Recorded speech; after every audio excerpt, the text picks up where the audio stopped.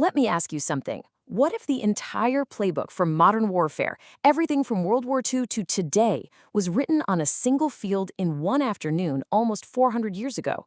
Because in 1631, one battle didn't just pick a winner, it changed the rules of war forever. So, picture this. The year is 1631.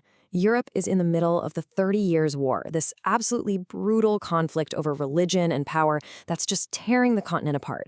And on a field near Leipzig, Germany, two huge armies are about to collide in a fight that will literally change everything. Now, to really get just how big of a deal this moment was, you gotta understand how wars were fought back then. And trust me, it was a completely different world. We're talking brute force over tactical genius. For more than 100 years, one formation dominated the battlefield, the Spanish tercio.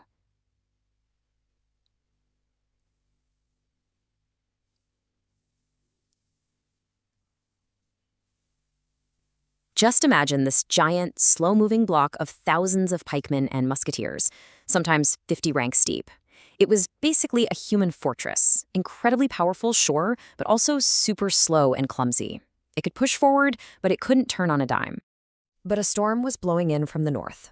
The Swedish king, Gustavus Adolphus, they called him the Lion of the North, had just landed in Germany. And he wasn't just bringing troops to save the Protestant cause, he was bringing a whole new way of thinking about war. And that brings us right here, to the Battle of Breitenfeld. This is the ultimate showdown between the old way and the new. This is where all that newfangled theory gets put to the test with real fire and real steel. Okay, so in one corner, we've got Johann Tierklas von Tilly. He's leading about 30,000 battle-hardened veterans for the Catholic League.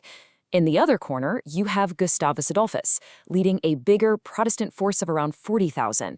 But, and this is a big but, a lot of his guys are inexperienced Saxon allies. Tilly might be outnumbered, but he's confident. He thinks his old-school tercios are going to steamroll these Swedish upstarts. The battle kicks off with a massive artillery duel that lasts for 2 straight hours. And right away, the Swedish Revolution makes itself heard. You see, their cannons are way lighter, they're more mobile, and they can be reloaded much, much faster. As Gustavus himself put it, they were firing 3 shots for every 1 from the enemy. You can just imagine the damage that did to those dense imperial formations. Then comes the charge. The legendary imperial cavalry, led by the hot-headed Count Pappenheim, throws everything they have at the Swedish right flank. They charge once, they charge twice, they charge 7 different times. And every single time, they're thrown back.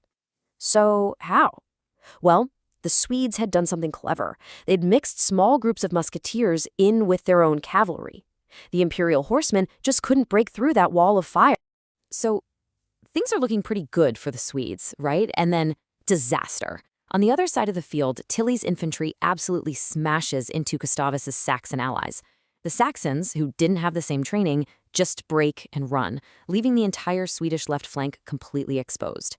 For any other army at the time, this would have been it. Game over. But this is where the impossible happens. With the enemy army about to crash into his open side, the Swedish general Gustav Horn pulls off a maneuver that no one thought was even possible. Under unbelievable pressure, he pivots his entire wing 90 degrees, basically creating a brand new battle line out of nowhere.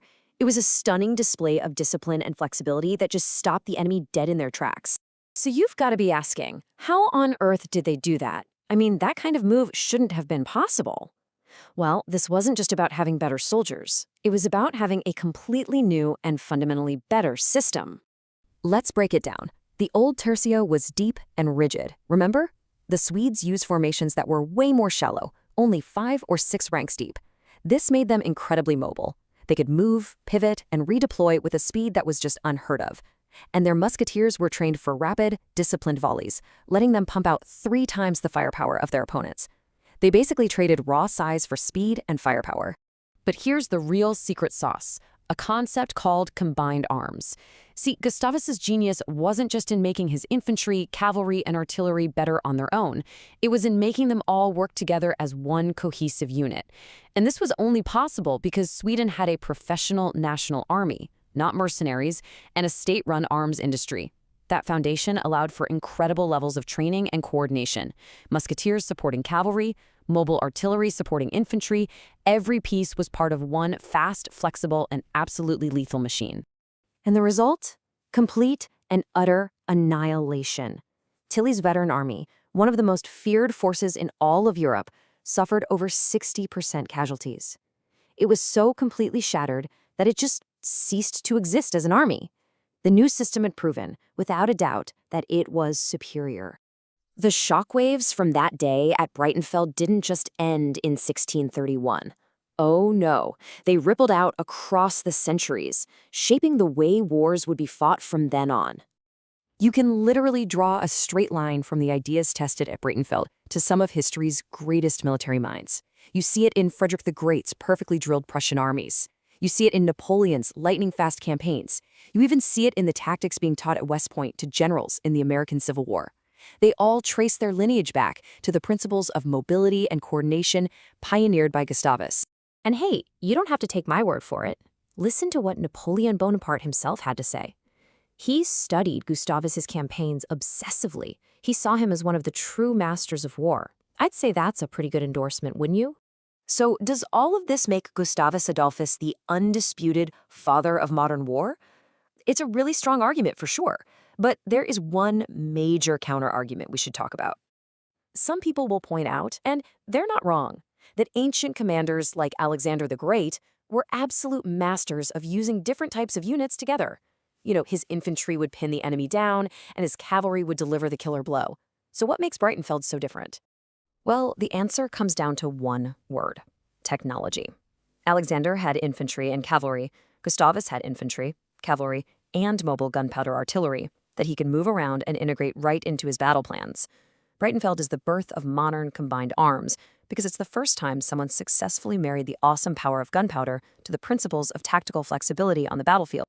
And that's the thing. The legacy of that single afternoon is still with us. Those core principles that won the day at Breitenfeld, flexibility, speed, and the synchronized harmony of combined arms, are the very same ideas that form the foundation of military doctrine all over the world right now. It wasn't just another battle. It was the day the blueprint for modern war was written.